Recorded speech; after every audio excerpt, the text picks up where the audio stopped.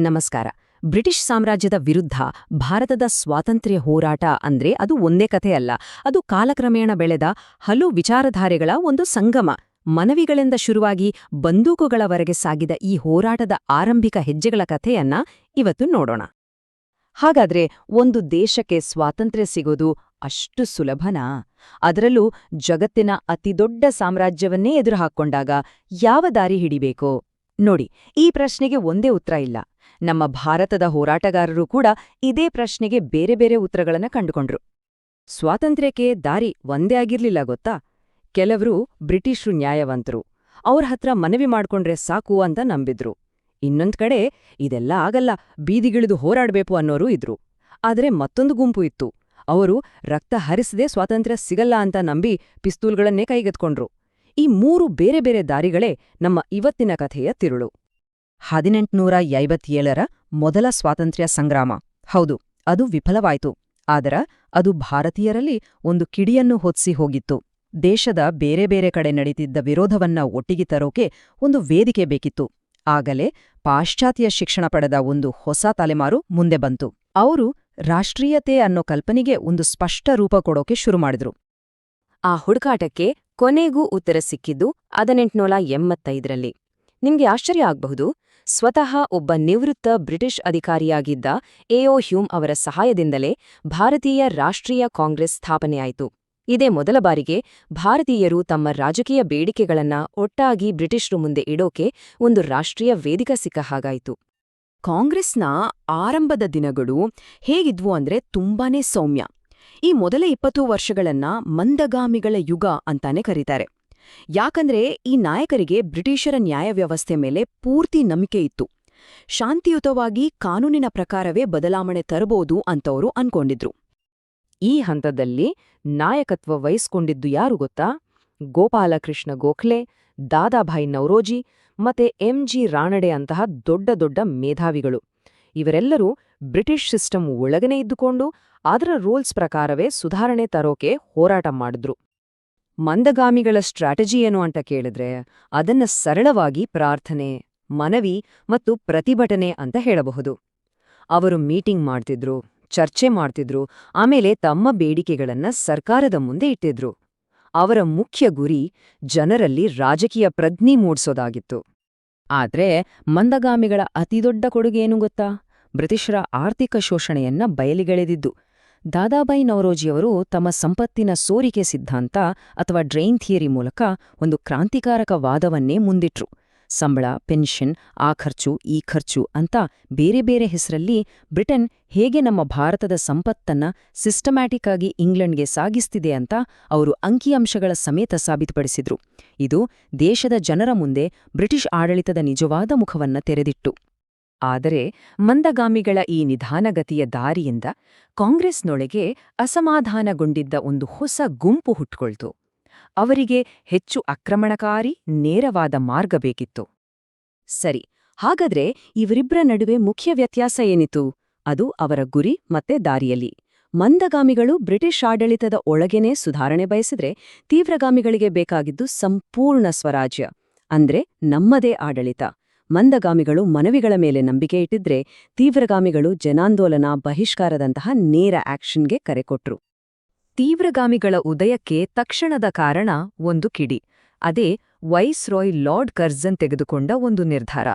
ಆಡಳಿತಕ್ಕೆ ಅನುಕೂಲ ಆಗತ್ತೆ ಅನ್ನೋ ನೆಪ ಹೇಳಿ ಬಂಗಾಳವನ್ನ ವಿಭಜನೆ ಮಾಡ್ದ. ಆದ್ರೆ ಎಲ್ಲರಿಗೂ ಗೊತ್ತಿತ್ತು, ಇದು ರಾಷ್ಟ್ರೀಯ ಚಳುವಳಿಯನ್ನ ದುರ್ಬಲಗೊಳಿಸೋಕೆ ಮಾಡ್ದ ಒಡೆದು ಆಳುವ ನೀತಿ ಅಂತ. ಬಂಗಾಳಿ ವಿಭಜನೆಗೆ ಉತ್ತರವಾಗಿ ಸ್ವದೇಶಿ ಚಳವಳಿ ಶುರುವಾಯಿತು.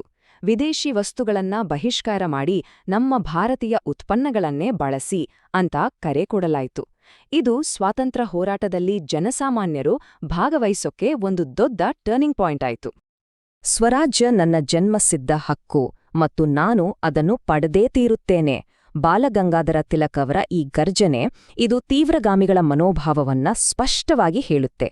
ಇನ್ನು ಮನವಿಗಳ ಕಾಲ ಮುಗಿತು, ಈಗ ನೇರವಾಗಿ ಹಕ್ಕನ್ನು ಕೇಳುವ ಸಮಯ ಬಂದಿತ್ತು. ಲಾಲ್ ಬಾಲ್ ಪಾಲ್ ಅಂತಾನೆ ಫೇಮಸ್ ಆದ ಲಾಲಾ ಲಜಪತ್ ರಾಯ್, ಬಾಲ ಗಂಗಾಧರ್ ತಿಲಕ್ ಮತ್ತೆ ಬಿಪಿನ್ ಚಂದ್ರಪಾಲ್ ಈ ಹೊಸ ಅಲೆನ ನಾಯಕರಾದ್ರು. ತಮ್ಮ ಪತ್ರಿಕೆಗಳು, ಸಾರ್ವಜನಿಕ ಗಣೇಶೋತ್ಸವದಂಥ ಹಬ್ಬಗಳು, ಭಾಷಣಗಳು ಹೀಗೆ ಎಲ್ಲವನ್ನೂ ಬಳಸಿ ಅವರು ಸ್ವರಾಜ್ಯದ ಕಲ್ಪನೆಯನ್ನ ದೇಶದ ಮೂಲೆ ಮೂಲೆಗೆ ತಲುಪಿಸಿದ್ರು. ಸರಿ, ಈಗ ಚಳವಳಿಯ ಮೂರನೆಯ ಮತ್ತು ಅತ್ಯಂತ ಕ್ರಾಂತಿಕಾರಿ ಹಂತಕ್ಕೆ ಬರೋಣ. ಮನವಿಗಳು, ಶಾಂತಿಯುತ ಪ್ರತಿಭಟನೆಗಳು ಇದೆಲ್ಲ ವೇಸ್ಟ್ ಅಂತ ನಂಬಿದ್ದ ಒಂದು ಗುಂಪು ಇದು. ಇವರ ತತ್ವ ತುಂಬಾನೇ ಸಿಂಪಲ್ ಆಗಿತ್ತು. ಬಲವನ್ನು ಬಲದಿಂದಲೇ ಎದುರಿಸ್ಬೇಕು. ಬ್ರಿಟಿಷರನ್ನು ಭಾರತದಿಂದ ಹೊರಹಾಕಬೇಕಂದ್ರೆ ಹಿಂಸಾತ್ಮಕ ಮಾರ್ಗ ಒಂದೇ ದಾರಿ ಅಂತ ಅವರು ಗಟ್ಟಿಯಾಗಿ ನಂಬಿದ್ರು. ಈ ಕ್ರಾಂತಿಕಾರಿಗಳು ಮುಖ್ಯವಾಹಿನಿಯ ರಾಜಕೀಯದಿಂದ ಹೊರಗೆ ರಹಸ್ಯವಾಗಿ ಕೆಲಸ ಮಾಡ್ತಿದ್ರು. ಅವರು ಅನುಶೀಲನ ಸಮಿತಿ ಮತ್ತು ಅಭಿನವ ಭಾರತದಂತಹ ಗುಪ್ತ ಸಂಘಟನೆಗಳನ್ನ ಕಟ್ಟಿಕೊಂಡು ಶಸ್ತ್ರಾಸ್ತ್ರಗಳನ್ನ ಸಂಗ್ರಹಿಸಿ ತಮ್ಮ ಗುರಿ ಸಾಧನೆಗೆ ತುಂಬಾನೇ ಅಪಾಯಕಾರಿ ದಾರಿಯನ್ನ ಹಿಡಿದ್ರು. ಚಂದ್ರಶೇಖರ್ ಆಜಾದ್, ಭಗತ್ ಸಿಂಗ್, ವಿ.ಡಿ. ಸಾವರ್ಕರ್ ಇಂಥ ಯುವಕರು ಈ ಚಳುವಳಿಯ ಕಿಡಿಗಳಾದ್ರು. ಸಂಪೂರ್ಣ ಸ್ವಾತಂತ್ರ್ಯಕ್ಕಾಗಿ ತಮ್ಮ ಪ್ರಾಣವನ್ನೇ ಪಣಕ್ಕಿಡೋಕೆ ಸಿದ್ಧರಿದ್ದ ಇವರ ಧೈರ್ಯ ಮತ್ತು ತ್ಯಾಗ ಅದೆಷ್ಟೋ ಭಾರತೀಯರಿಗೆ ಸ್ಫೂರ್ತಿಯ ಸೆಲೆಯಾಯಿತು. ಹಾಗಾದ್ರೆ ನಾವು ನೋಡಿದ ಹಾಗೆ ಸ್ವಾತಂತ್ರ್ಯ ಸಂಗ್ರಾಮ ಅನ್ನೋದು ಒಂದೇ ರೇಖೆಯಲ್ಲಿ ಸಾಗಿದ ಚಳುವಳಿ ಅಲ್ಲ. ಬದಲಿಗೆ ಅದು ಕಾಲಕ್ಕೆ ತಕ್ಕಂತೆ ಬದಲಾದ, ವಿಕಸನಗೊಂಡ ಬೇರೆ ಬೇರೆ ತಂತ್ರಗಳ ಒಂದು ಸಂಗ್ರಹ. ಈ ಟೈಮ್ಲೈನ್ ನೋಡಿದ್ರೆ ಹೋರಾಟದ ತೀವ್ರತೆ ಹೇಗೆ ಹಂತ ಹಂತವಾಗಿ ಹೆಚ್ಚಾಗ್ತಾ ಹೋಯ್ತು ಅಂತ ಸ್ಪಷ್ಟವಾಗಿ ಗೊತ್ತಾಗುತ್ತೆ. ಇದು ಮನವಿಗಳಿಂದ ಪ್ರತಿಭಟನೆಗೆ ಮತ್ತೆ ಪ್ರತಿಭಟನೆಯಿಂದ ಶಸ್ತ್ರದಂಗೆಗೆ ಸಾಗಿದ ಒಂದು ಸೈದ್ಧಾಂತಿಕ ಪಯಣ. ಹೀಗೆ 3 ಬೇರೆ ಬೇರೆ ದಾರಿಗಳು, ಆದ್ರೆ ಎಲ್ಲವೂ ಸಾಗುತ್ತಿದ್ದುದು ಒಂದೇ ಗುರಿಯ ಕಡೆಗೆ, ಭಾರತದ ಸಂಪೂರ್ಣ ಸ್ವಾತಂತ್ರ್ಯ. ಹಾಗಾದ್ರೆ ಈ 3 ದಾರಿಗಳು ಒಂದಾದಾಗ ಏನಾಯ್ತು? ಗಾಂಧೀಜಿಯವರ ನೇತೃತ್ವದಲ್ಲಿ ಇದೆಲ್ಲ ಒಂದು ಬೃಹತ್ ಜನಾಂದೋಲನವಾಗಿ ಹೇಗೆ ರೂಪುಗೊಂಡಿತು? ಅದೇ ನಮ್ಮ ಸ್ವಾತಂತ್ರ್ಯ ಸಂಗ್ರಾಮದ ಮುಂದಿನ ರೋಚಕ ಅಧ್ಯಾಯ. ಭಾರತದ ಇತಿಹಾಸದಲ್ಲಿ 1920 ರಿಂದ 1947 ಈ ಸಮಯವನ್ನ ಗಾಂಧಿಯುಗ ಅಂತಲೇ ಕರೀತಾರೆ. ಯಾಕಂದ್ರೆ ಇದು ಕೇವಲ ಒಬ್ಬ ವ್ಯಕ್ತಿಯ ಕಥೆಯಲ್ಲ. ಇದು ಅವರ ಒಂದು ಸಣ್ಣ ಆದರೆ ತುಂಬಾನೇ ಶಕ್ತಿಶಾಲಿಯಾದ ಅಹಿಂಸಾತ್ಮಕ ಆಲೋಚನೆ ಹೇಗೆ ಒಂದು ಇಡೀ ಬ್ರಿಟಿಷ್ ಸಾಮ್ರಾಜ್ಯವನ್ನೇ ಬುಡಮೇಲ್ ಮಾಡ್ತು ಅನ್ನೋದರ ಕಥೆ. ಹಾಗಾದ್ರೆ ಯೋಚ್ನೆ ಮಾಡಿ ನೋಡಿ, ಒಂದೇ ಒಂದು ಗುಂಡು ಹಾರಿಸ್ದೆ, ಶಸ್ತ್ರಾಸ್ತ್ರಗಳೇ ಇಲ್ದೆ ಒಂದು ದೊಡ್ಡ ಸಾಮ್ರಾಜ್ಯವನ್ನ ಸೋಲ್ಸೋದು ಅಂದ್ರೆ ಹೇಗೆ ಸಾಧ್ಯ? ಇದು ಸಾಧ್ಯನಾ? ಭಾರತ ಆರಿಸ್ಕೊಂಡ ಆ ವಿಶಿಷ್ಟ ದಾರಿ ಯಾವುದು? ಅದು ಹೇಗೆ ಹುಟ್ಕೊಳ್ತು? ಈ ಪ್ರಶ್ನೆಗೆ ಉತ್ತರ ಸಿಗೋದು ಭಾರತದಲ್ಲ. ಅದೆಂತ ಆಶ್ಚರ್ಯ ಅಲ್ವಾ? ಬದಲಿಗೆ ಸಾವಿರಾರು ಮೈಲಿ ದೂರದ ದಕ್ಷಿಣ ಆಫ್ರಿಕಾದಲ್ಲಿ. ಅಲ್ಲಿ ಮೋಹನ್ ದಾಸ್ ಗಾಂಧಿ ಅನ್ನೋ ಒಬ್ಬ ಯುವ ವಕೀಲ ಮೊದಲ ಬಾರಿಗೆ ಅನ್ಯಾಯವನ್ನ ನೇರವಾಗಿ ಎದುರಿಸ್ತಾರೆ. ಅಲ್ಲೇನಾಗ್ತಿತ್ತು ಅಂದ್ರೆ ಬ್ರಿಟಿಷರು ವರ್ಣಭೇದನ್ ನೀತಿಯನ್ನ ಜಾರಿಗೆ ತಂದಿದ್ರು. ಅಂದ್ರೆ ಚರ್ಮದ ಬಣ್ಣದ ಆಧಾರದ ಮೇಲೆ ತಾರತಮ್ಯ. ಭಾರತೀಯರನ್ನ ಹಾಗೆ ಸ್ಥಳೀಯ ಆಫ್ರಿಕನ್ನರನ್ನ ತುಂಬಾನೇ ಕೀಳಾಗಿ ನೋಡ್ತಿದ್ರು. ಇದನ್ನೆಲ್ಲ ಕಣ್ಣಾರೆ ಕಂಡ ಗಾಂಧಿಯವರಿಗೆ ಇದೇ ಅನುಭವ ಅವರ ಅಹಿಂಸಾತ್ಮಕ ಹೋರಾಟದ ತಂತ್ರಗಳಿಗೆ ಒಂದ್ರೀತಿ ಪ್ರಯೋಗಶಾಲೆಯೇ ಆಯಿತು. ಸರಿ, ಈ ಆರಂಭಿಕ ಹೋರಾಟಗಳಿಂದ ಗಾಂಧೀಜಿಯವರು ಒಂದು ಶಕ್ತಿಶಾಲಿ ಅಸ್ತ್ರವನ್ನ ರೂಪಿಸ್ತಾರೆ. ಅದು ಯಾವುದು? ಅದೇ ಅಹಿಂಸೆ. ಬನ್ನಿ ಅದ್ರ ಬಗ್ಗೆ ನೋಡೋಣ. ಆ ಅಸ್ತ್ರದ ಹೆಸರೇ ಸತ್ಯಾಗ್ರಹ. ಇದೇ ಗಾಂಧಿಯವರ ಪ್ರಮುಖ ಆಯುಧ. ಸತ್ಯಾಗ್ರಹ ಅಂದ್ರೆ ಬರೀ ದೈಹಿಕ ಪ್ರತಿಭಟನೆ ಅಲ್ಲ, ಅದಕ್ಕಿನ್ನ ಹೆಚ್ಚಾಗಿ ಸತ್ಯಕ್ಕಾಗಿ ಆಗ್ರಹ ಪಡೋದು. ಇದೊಂದು ನೈತಿಕ ಶಕ್ತಿ. ದಕ್ಷಿಣ ಆಫ್ರಿಕಾದಲ್ಲಿ ಈ ತಂತ್ರ ಯಶಸ್ವಿಯಾದ ಮೇಲೆ ಅದನ್ನೇ ಅವರು ಭಾರತದ ಸ್ವಾತಂತ್ರ್ಯ ಹೋರಾಟಕ್ಕೂ ತಂದ್ರು. ಆದ್ರೆ ಭಾರತದಲ್ಲೇ ಈ ಸಿದ್ಧಾಂತವನ್ನ ಜಾರಿಗೆ ತಂದ ತಕ್ಷಣ ಅದಕ್ಕೊಂದು ತುಂಬಾನೇ ಕ್ರೂರವಾದ ಪರೀಕ್ಷೆ ಎದುರಾಯಿತು. 1919ರಲ್ಲಿ ಬ್ರಿಟಿಷರು ಒಂದು ದಮನಕಾರಿ ಕಾಯ್ದೆಯನ್ನ ತಂದ್ರು. ಅದರ ಹೆಸರು ರೌಲತ್ ಕಾಯ್ದೆ. ಇದರ ಪ್ರಕಾರ ಪೊಲೀಸ್ಗರಿಗೆ ಯಾರ್ಮೇಲಾದ್ರೂ ಅನುಮಾನ ಬಂದ್ರೆ ಸಾಕು, ಯಾವುದೇ ವಿಚಾರಣೆ ಇಲ್ಲದೆ ಅವರನ್ನ ಬಂಧಿಸಬಹುದಿತ್ತು. ಯೋಚ್ನೆ ಮಾಡಿ, ಇದು ಎಂಥ ಅನ್ಯಾಯ ಅಲ್ವಾ? ಇದು ಜನರ ಮೂಲಭೂತ ಹಕ್ಕುಗಳನ್ನೇ ಕಸಿದುಕೊಳ್ತಿತ್ತು. ಹಾಗಾಗಿ ಗಾಂಧೀಜಿಯವರು ಇದರ ವಿರುದ್ಧ ದೇಶಾದ್ಯಂತ ಸತ್ಯಾಗ್ರಹಕ್ಕೆ ಕರೆ ಕೊಟ್ರು. ಆದರೆ ಪರಿಸ್ಥಿತಿ ತುಂಬಾನೇ ಬೇಗ ಕೈಮೀರಿ ಹೋಯಿತು. ರೌಲತ್ ಕಾಯ್ದೆ ವಿರುದ್ಧ ಶುರುವಾದ ಶಾಂತಿಯುತ ಪ್ರತಿಭಟನೆಗಳು ಕೇವಲ 2 ತಿಂಗಳಲ್ಲಿ ಒಂದು ಭಯಾನಕ ಹತ್ಯಾಕಾಂಡಕ್ಕೆ ದಾರಿ ಮಾಡಿಕೊಡ್ತು. ನಾವು ಈಗ ನೋಡ್ತಾ ಇರೋದು ಜಲಿಯನ್ವಾಲಾ ಬಾಗ್ ಸ್ಮಾರಕ. ಇದೇ ಜಾಗದಲ್ಲಿ ಆ ಕರಾಳ ದಿನದಂದು ಒಂದು ಸಣ್ಣ ದ್ವಾರ ಮಾತ್ರ ಇದ್ದ ಮೈದಾನದಲ್ಲಿ ಸಾವಿರಾರು ಜನ ಸೇರಿದರು. ಅವರೆಲ್ಲ ನಿರಾಯುಧರು. ಆ ಜನರ ಮೇಲೆ ಜನರಲ್ ಡಯರ್ ಅನ್ನೋನು ಗುಂಡಿನ ಮಳೆ ಸುರಿಸಿದ. ಸರ್ಕಾರದ ಲೆಕ್ಕದ ಪ್ರಕಾರವೇ ಕನಿಷ್ಠ 379 ಜನ ಸತ್ತೋದ್ರು, ಸಾವಿರಾರು ಜನಕ್ಕೆ ಗಾಯಗಳಾದ್ವು. ಈ ಒಂದು ಘಟನೆ ಬ್ರಿಟಿಷ್ ಆಡಳಿತದ ಕ್ರೂರ ಮುಖವನ್ನ ಇಡೀ ದೇಶಕ್ಕೆ ತೋರಿಸಿತು. ಇದು ಇಡೀ ರಾಷ್ಟ್ರವನ್ನ ಬ್ರಿಟಿಷರ ವಿರುದ್ಧ ಒಗ್ಗೂಡಿಸಿತು. ಬ್ರಿಟಿಷರು ಅಂದುಕೊಂಡಿದ್ದು ಈ ದುರಂತದಿಂದ ಚಳುವಳಿ ನಿಂತೋಗುತ್ತೆ ಅಂತ. ಆದ್ರೆ ಆಗಿದ್ದೇ ಬೇರೆ. ಚಳುವಳಿ ಇನ್ನಷ್ಟು ದೊಡ್ಡದಾಯಿತು. ದೇಶದಾದ್ಯಂತ ದಂಗೆಗಳು ಶುರುವಾದವು. ಅಷ್ಟೇ ಅಲ್ಲ, ಬೇರೆ ಬೇರೆ ಸಮುದಾಯಗಳು ಒಟ್ಟಿಗೆ ಬಂದು ನಿಂತುವು. ಇದಕ್ಕೆ ಒಂದು ಒಳ್ಳೆ ಉದಾಹರಣೆ ಅಂದ್ರೆ ಖಿಲಾಫತ್ ಚಳವಳಿ. ಗಾಂಧೀಜಿಗೆ ಗೊತ್ತಿತ್ತು ಬ್ರಿಟಿಷರನ್ನ ಸೋಲಿಸಬೇಕಂದ್ರೆ ಹಿಂದೂ ಮುಸ್ಲಿಂ ಏಕತೆ ತುಂಬಾನೇ ಮುಖ್ಯ ಅಂತ. ಮೊದಲ ವಿಶ್ವಯುದ್ಧದ ನಂತರ ಟರ್ಕಿಯ ಖಲೀಫರ ಮೇಲೆ ಬ್ರಿಟಿಷರು ನಡೆಸಿದ ದೌರ್ಜನ್ಯವನ್ನ ವಿರೋಧಿಸಿ ಭಾರತದ ಮುಸ್ಲಿಮರು ಖಿಲಾಫತ್ ಚಳವಳಿ ಶುರು ಮಾಡಿದ್ರು. ಗಾಂಧೀಜಿ ಇದಕ್ಕೆ ಸಂಪೂರ್ಣ ಬೆಂಬಲ ಕೊಟ್ರು. ಇದರಿಂದಾಗಿ ಹಿಂದೂಗಳು ಮತ್ತು ಮುಸ್ಲಿಮರು ಒಟ್ಟಾಗಿ ಬ್ರಿಟಿಷರ ವಿರುದ್ಧ ಒಂದು ದೊಡ್ಡ ಶಕ್ತಿಯಾಗಿ ನಿಂತ್ರು. ಇದರ ಮುಂದಿನ ಹಂತವೇ ಅಸಹಕಾರ ಚಳುವಳಿ. ಇದರ ತಂತ್ರ ತುಂಬಾ ಸರಳವಾಗಿತ್ತು. ಬ್ರಿಟಿಷರಿಗೆ ಯಾವುದೇ ರೀತಿಯಲ್ಲೂ ಸಹಕಾರ ಕೊಡಗಾರ್ದು. ವಿದ್ಯಾರ್ಥಿಗಳು ಸ್ಕೂಲ್ ಕಾಲೇಜ್ ಬಿಟ್ರು, ವಕೀಲರು ಕೋರ್ಟ್ಗಳಿಗೆ ಹೋಗೋದನ್ನ ನಿಲ್ಸಿದ್ರು, ಮೋತಿಲಾಲ್ ನೆಹರು ಅವರಂಥ ದೊಡ್ಡ ನಾಯಕರು ತಮ್ಮ ವಕೀಲಿ ವೃತ್ತಿಯನ್ನೇ ಬಿಟ್ಕೊಟ್ರು. ಒಟ್ಟಿನಲ್ಲಿ ಬ್ರಿಟಿಷ್ ಆಡಳಿತದ ಇಡೀ ವ್ಯವಸ್ಥೆಯನ್ನೇ ಸ್ತಬ್ಧಗೊಳಿಸೋದು ಇದರ ಉದ್ದೇಶವಾಗಿತ್ತು. ಇದು ನಿಜಕ್ಕೂ ಬ್ರಿಟಿಷರ ಅಡಿಪಾಯವನ್ನೇ ಅಲ್ಲಾಡ್ಸಿಬಿಡ್ತು. ಗಾಂಧೀಜಿ ಒಂದ್ ಕರೆ ಕೊಟ್ರೆ ಸಾಕಿತ್ತು, ಲಕ್ಷಾಂತರ ಜನ ಹೀಗೆ ಬೀದಿಗಿಳಿದು ಬಿಡ್ತಿದ್ರು. ಅಹಿಂಸಾತ್ಮಕವಾಗಿ ಪ್ರತಿಭಟನೆ ಮಾಡ್ತಿದ್ರು. ಇಂಥ ದೊಡ್ಡ ಜನಸಾಗರವನ್ನ ನೋಡಿ ಬ್ರಿಟಿಷ್ ಸರ್ಕಾರಕ್ಕೆ ಏನ್ ಮಾಡ್ಬೇಕು ಅಂತಾನೆ ಗೊತ್ತಾಗ್ಲಿಲ್ಲ. ಅವರಿಗೆ ನಿಜಕ್ಕೂ ಭಯ ಶುರುವಾಗಿತ್ತು. ಚಳುವಳಿ ಹೀಗೆ ಯಶಸ್ಸಿನ ಉತ್ತುಂಗದಲ್ಲಿತ್ತು. ಎಲ್ಲವೂ ಅಂದುಕೊಂಡಂತೆ ನಡೀತಿತ್ತು. ಆದ್ರೆ ಆಗ ಗಾಂಧೀಜಿಯವರ ಅಹಿಂಸಾ ಸಿದ್ಧಾಂತವನ್ನೇ ಪ್ರಶ್ನಿಸುವಂಥ ಒಂದು ಘಟನೆ ನಡೆದೋಯ್ತು. ಅದೇ ಚೌರಿ ಚೌರ ಘಟನೆ. 1922ರಲ್ಲಿ ಚೌರಿ ಚೌರ ಅನ್ನೋ ಜಾಗದಲ್ಲಿ ಶಾಂತಿಯುತವಾಗಿ ನಡೀತಿದ್ದ ಒಂದು ಮೆರವಣಿಗೆ ಮೇಲೆ ಪೊಲೀಸರು ಹಲ್ಲೆ ಮಾಡಿದ್ರು. ಆಗ ಪರಿಸ್ಥಿತಿ ಕೈಮೀರಿ ಹೋಯಿತು. ಕೋಪಗೊಂಡ ಜನ ಪೊಲೀಸ್ ಸ್ಟೇಷನ್ಗೆ ಬೆಂಕಿ ಹಚ್ಬಿಟ್ರು. ಆ ಘಟನೆಯಲ್ಲಿ 22 ಪೊಲೀಸರು ಸತ್ತೋದ್ರು. ಇದು ಚಳುವಳಿಯ ಮೂಲ ತತ್ವವಾದ ಅಹಿಂಸೆಗೆ ಸಂಪೂರ್ಣ ವಿರುದ್ಧವಾಗಿತ್ತು. ಈ ಸುದ್ದಿ ಕೇಳಿ ಗಾಂಧೀಜಿಗೆ ತುಂಬಾನೇ ನೋವಾಯ್ತು. ಅವ್ರು ಹೇಳಿದ್ರು, ನಮ್ಮ ಚಳುವಳಿಯಲ್ಲಿ ಹಿಂಸೆಗೆ ಜಾಗವಿಲ್ಲ ಅಂತ. ರಾಜಕೀಯವಾಗಿ ಇದು ದೊಡ್ಡ ಹಿನ್ನಡೆ ಆಗತ್ತೆ ಅಂತ ಗೊತ್ತಿದ್ರು ಅವರು ತಮ್ಮ ಸಿದ್ಧಾಂತಕ್ಕೆ ಕಟ್ಟುಬಿದ್ದು ಇಡೀ ಅಸಹಕಾರ ಚಳುವಳಿಯನ್ನ ತಕ್ಷಣವೇ ನಿಲ್ಲಿಸ್ಬಿಟ್ರು. ಸರಿ, ಚಳುವಳಿ ನಿಂತೋಯ್ತು. ಹಾಗಾದ್ರ ಹೋರಾಟ ಮುಗ್ದೋಯ್ತಾ? ಇಲ್ಲ. ಈ ಹಿನ್ನಡೆಯಿಂದ ಚಳುವಳಿ ಕುಸ್ದು ಹೋಗ್ಲಿಲ್ಲ. ಬದಲಿಗೆ ಅದು ಹೊಸ ರೂಪವನ್ನ ಪಡ್ಕೊಳ್ತು, ಸ್ವಾತಂತ್ರ್ಯಕ್ಕಾಗಿ ಹೊಸ ದಾರಿಗಳನ್ನ ಹುಡುಕೊಳ್ತು. ಸಿಆರ್ ದಾಸ್, ಮೋತಿಲಾಲ್ ನೆಹರು ಅವರಂಥ ನಾಯಕರು ಸ್ವರಾಜ್ ಪಕ್ಷ ಅಂತ ಒಂದು ಹೊಸ ಪಕ್ಷ ಕಟ್ಟಿದ್ರು. ಅವರ ಆಲೋಚನೆ ಬೇರೆ ಇತ್ತು. ಹೊರಗಿನಿಂದ ಬ್ರಿಟಿಷ್ ಕೌನ್ಸಿಲ್ಗಳನ್ನ ಬಹಿಷ್ಕಾರ ಮಾಡೋ ಬದಲು ಚುನಾವಣೆಯಲ್ಲಿ ಗೆದ್ದು ಆ ಕೌನ್ಸಿಲ್ಗಳ ಒಳಗೆ ಹೋಗಿ ಅಲ್ಲಿಂದಲೇ ಸರ್ಕಾರದ ಕೆಲಸಕ್ಕೆ ಅಡ್ಡಿಪಡಿಸಬೇಕು ಅನ್ನೋದು ಅವರ ಪ್ಲಾನ್ ಆಗಿತ್ತು. ಹೀಗೆ ಮೋತಿಲಾಲ್ ನೆಹರು ಅವರ ನೇತೃತ್ವದಲ್ಲಿ ಈ ಹೊಸ ಹಾದಿ ಶುರುವಾಯಿತು. ಮೊದಮೊದಲು ಗಾಂಧೀಜಿ ಮತ್ತು ಇವರ ನಡುವೆ ಭಿನ್ನಾಭಿಪ್ರಾಯಗಳಿದ್ವು. ಆದ್ರೆ ನಂತರ ಗಾಂಧೀಜಿ ಈ ದಾರಿಯನ್ನು ಕೂಡ ಕಾಂಗ್ರೆಸ್ ಚಳುವಳಿಯ ಒಂದು ಭಾಗ ಅಂತ ಒಪ್ಕೊಂಡ್ರು. ಇದು ಚಳುವಳಿ ಎಷ್ಟು ಫ್ಲೆಕ್ಸಿಬಲ್ ಆಗಿತ್ತು ಅನ್ನೋದನ್ನ ತೋರಿಸುತ್ತೆ. ಸರಿ, ಕೆಲವು ವರ್ಷಗಳ ನಂತರ 1927ರಲ್ಲಿ ಭಾರತದ ರಾಜಕೀಯ ಭವಿಷ್ಯವನ್ನ ಚರ್ಚೆ ಮಾಡೋಕೆ ಅಂತ ಬ್ರಿಟಿಷರು ಸೈಮನ್ ಕಮಿಷನ್ ಅಂತ ಒಂದನ್ನ ಕಳಿಸಿದ್ರು. ಆದ್ರೆ ಅದರಲ್ಲಿ ಒಂದು ದೊಡ್ಡ ಸಮಸ್ಯೆ ಇತ್ತು.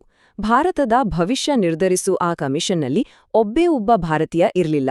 ಎಲ್ಲರೂ ಬ್ರಿಟಿಷರೇ. ಇದು ಇಡೀ ದೇಶಕ್ಕೆ ಮಾಡಿದ್ದ ದೊಡ್ಡ ಅವಮಾನವಾಗಿತ್ತು. ಇದರಿಂದ ಸಿಟ್ಟಿಗೆದ್ದ ಜನ ದೇಶದಾದ್ಯಂತ ಬೀದಿಗಿಳಿದ್ರು. ಸೈಮನ್ ಗೋ ಬ್ಯಾಕ್ ಅನ್ನೋ ಘೋಷಣೆ ಎಲ್ಲೆಡೆ ಮೊಳಗಿತು. ಚಳುವಳಿ ಸ್ವಲ್ಪ ತಣ್ಣಗಾಗಿದೆ ಅಂದ್ಕೊಂಡಿದ್ದ ಬ್ರಿಟಿಷರಿಗೆ ಇದು ದೊಡ್ಡ ಶಾಕ್ ಕೊಟ್ಟು. ದುರದೃಷ್ಟವಶಾತ್ ಇದೇ ಪ್ರತಿಭಟನೆಗಳ ವಕ್ತೆ ಪೊಲೀಸರು ಮಾಡಿದ ಲಾಠಿಚಾರ್ಜ್ನಲ್ಲಿ ಲಾಲಾ ಲಜಪತ್ ರಾಯ್ ಅವರು ತೀವ್ರವಾಗಿ ಗಾಯಗೊಂಡು ನಂತರ ಮರಣ ಹೊಂದಿದ್ರು. ಹೀಗೆ ಗಾಂಧಿಯುಗದ ಈ ಮೊದಲ ಹಂತದಲ್ಲಿ ಒಂದು ಕಡೆ ಬ್ರಿಟಿಷರ ಕ್ರೂರ ದಬ್ಬಾಳಿಕೆ, ಇನ್ನೊಂದು ಕಡೆ ಆಂತರಿಕ ಭಿನ್ನಾಭಿಪ್ರಾಯಗಳು, ಇವೆಲ್ಲದರ ನಡುವೆಯೂ ಅಹಿಂಸೆಯ ಮಾರ್ಗವನ್ನು ಉಳಿಸ್ಕೊಳ್ಳೋಕೆ ಒಂದು ನಿರಂತರ ಹೋರಾಟ ನಡೆಯಿತು. ಇದೆಲ್ಲವನ್ನೂ ನೋಡಿದಾಗ ಒಂದು ಪ್ರಶ್ನೆ ಮೂಡುತ್ತೆ.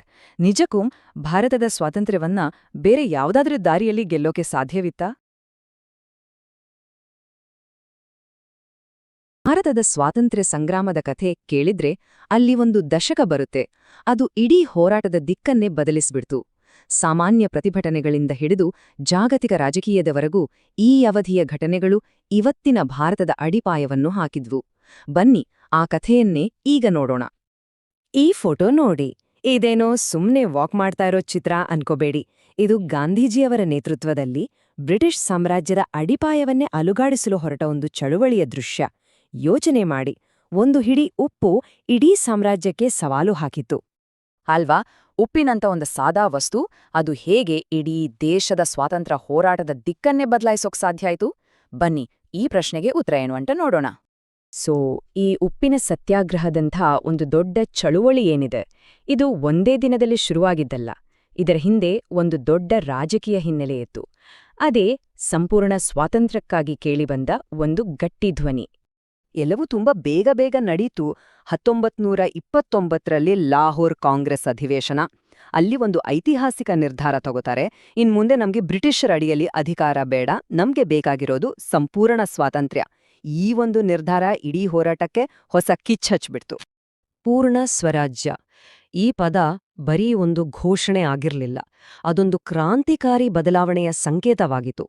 ಇದರ ಅರ್ಥ ಏನು ಅಂದ್ರೆ, ಬ್ರಿಟಿಷ್ ಸಾಮ್ರಾಜ್ಯದ ಜೊತೆ ಅಧಿಕಾರ ಹಂಚಿಕೊಳ್ಳೋದಲ್ಲ, ಅವರಿಂದ ಪೂರ್ತಿಯಾದಿ ಬಿಡುಗಡೆ ಹೊಂದೋದು.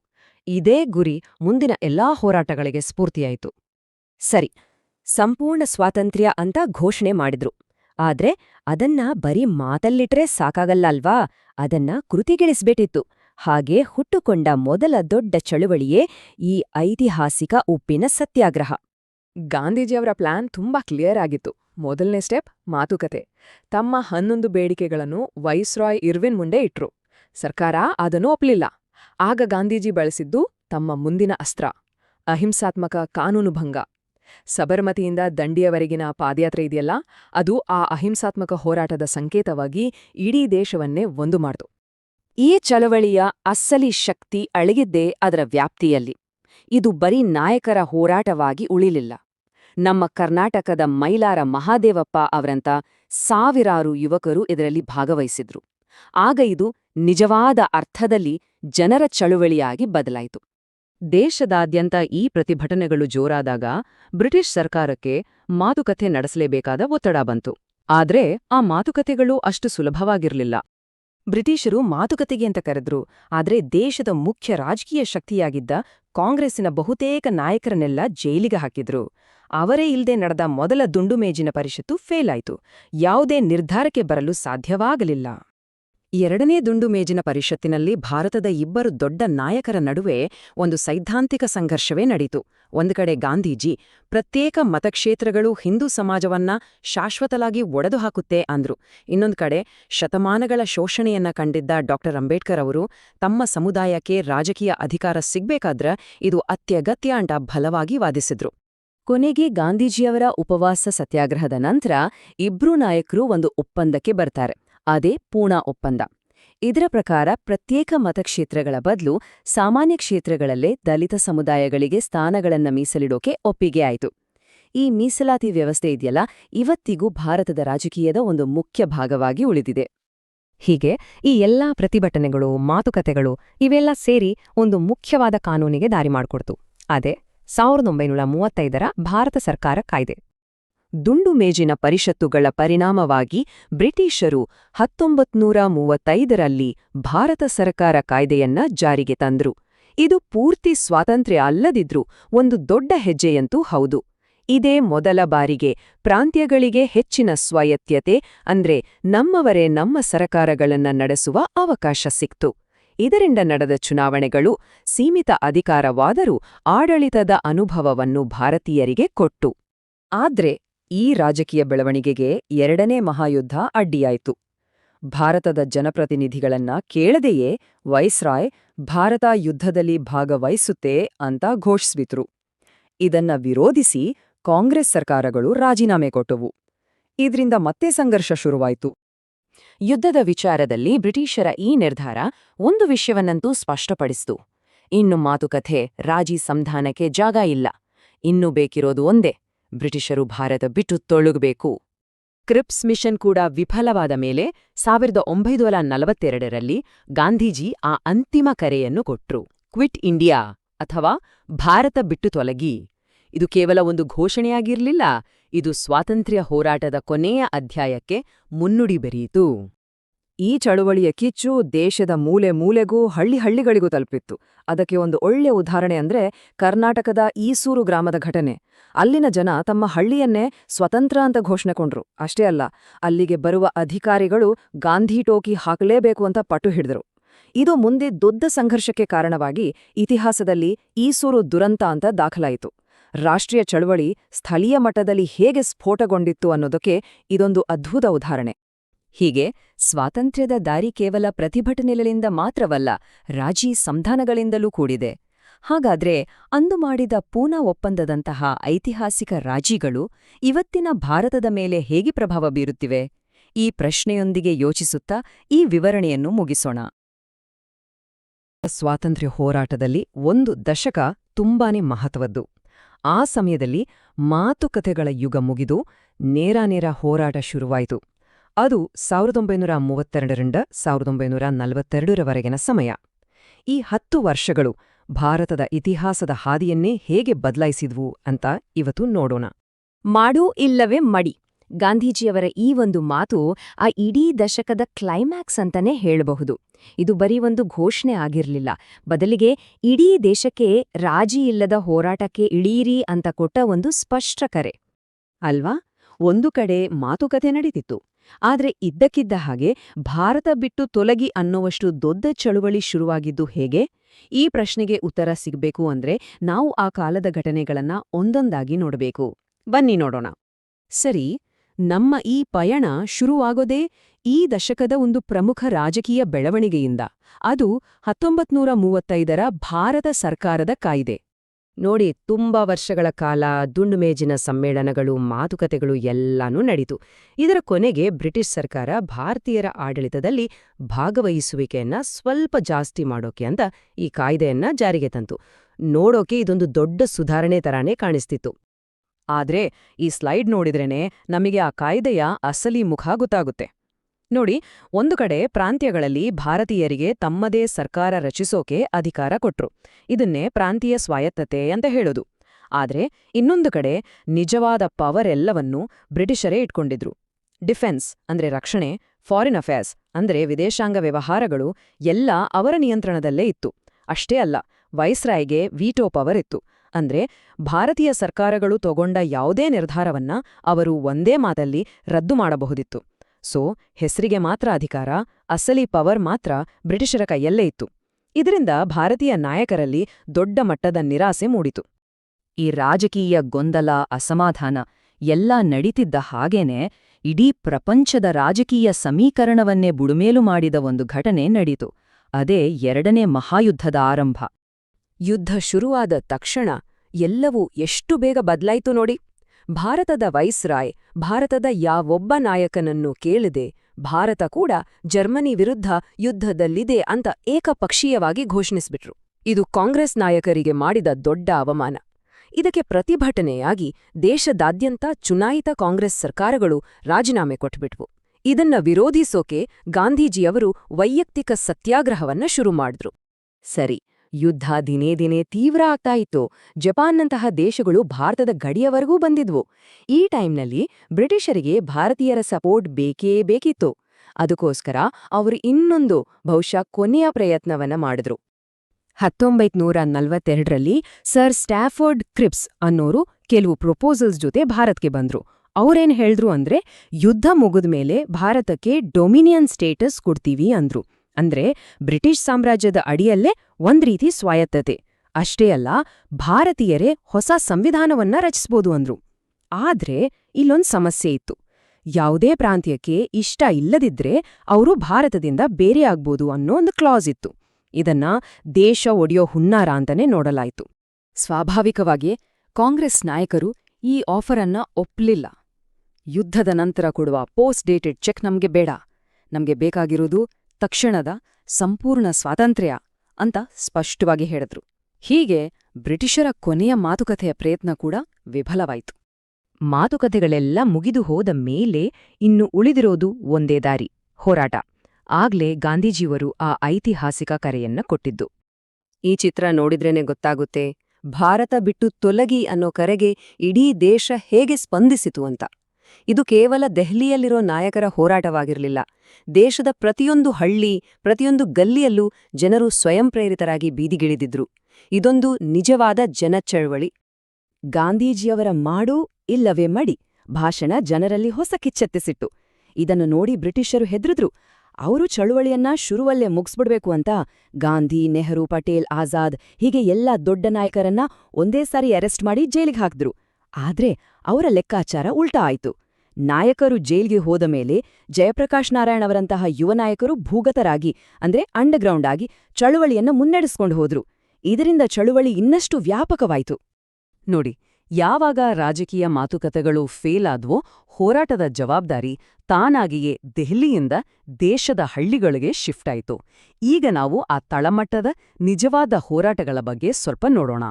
ಸ್ವಾತಂತ್ರ್ಯ ಹೋರಾಟ ಅಂದ್ರೆ ಬರೀ ಬ್ರಿಟಿಷರ ವಿರುದ್ಧ ಹೋರಾಡಿದ್ದಲ್ಲ, ಅದಕ್ಕೆ ಹಲವು ಮುಖಗಳಿದ್ವು. ಈ ಸ್ಲೈಡ್ನಲ್ಲಿ ಅದನ್ನೇ ನೋಡಬಹುದು. ರೈತರು ಜಮೀನ್ದಾರರ ಶೋಷಣೆ ವಿರುದ್ಧ ಹೋರಾಡ್ತಿದ್ರು. ಸಂತಾಲರಂತಲ ಬುಡಕಟ್ಟು ಜನರು ತಮ್ಮ ನೆಲ, ಜಲ, ಸಂಸ್ಕೃತಿಯನ್ನ ಕಾಪಾಡ್ಕೊಳ್ಳೋಕೆ ಕಂಪನಿ ನೀತಿಗಳ ವಿರುದ್ಧ ದಂಗೆ ಎದ್ದಿದ್ರು. ಕಾರ್ಖಾನೆಗಳಲ್ಲಿ ಕೆಲಸ ಮಾಡೋ ಕಾರ್ಮಿಕರು ಕಡಿಮೆ ಸಂಬಳದ ವಿರುದ್ಧ ಮುಷ್ಕರ ಮಾಡ್ತಿದ್ರು.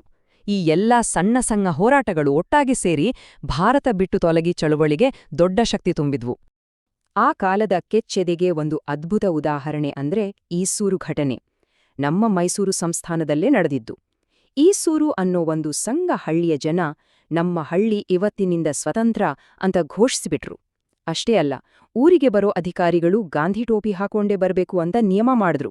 ಅಧಿಕಾರಿಗಳು ಇದನ್ನ ಒಪ್ಪದೆ ಪೊಲೀಸರು ಗುಂಡು ಹಾರಿಸಿದಾಗ ಊರಿನ ಜನ ಸುಮ್ನೆ ಕೂರ್ಲಿಲ್ಲ, ತೀರುಗಿ ಬಿದ್ರು. ಮಾಡು ಇಲ್ಲವೇ ಮಡಿ ಅನ್ನೋ ಕರೆ ಹಳ್ಳಿಯ ಮಟ್ಟದಲ್ಲಿ ಎಂಥ ಸ್ಫೂರ್ತಿ ತುಂಬಿತು ಅನ್ನೋದಕ್ಕೆ ಇದಕ್ಕಿಂತ ದೊಡ್ಡ ಸಾಕ್ಷಿ ಬೇಕಿಲ್ಲ. ಈ ತಳಮಟ್ಟದ ಹೋರಾಟಗಳು 1942ಕ್ಕೆ ಶುರುವಾಗಿದ್ದಲ್ಲ, ಅದಕ್ಕೂ ಬಹಳ ಹಿಂದಿನಿಂದಲೇ ನಡೀತಿದ್ದವು. ಉದಾಹರಣೆಗೆ ಸಂಥಾಲರ ದಂಗೆ.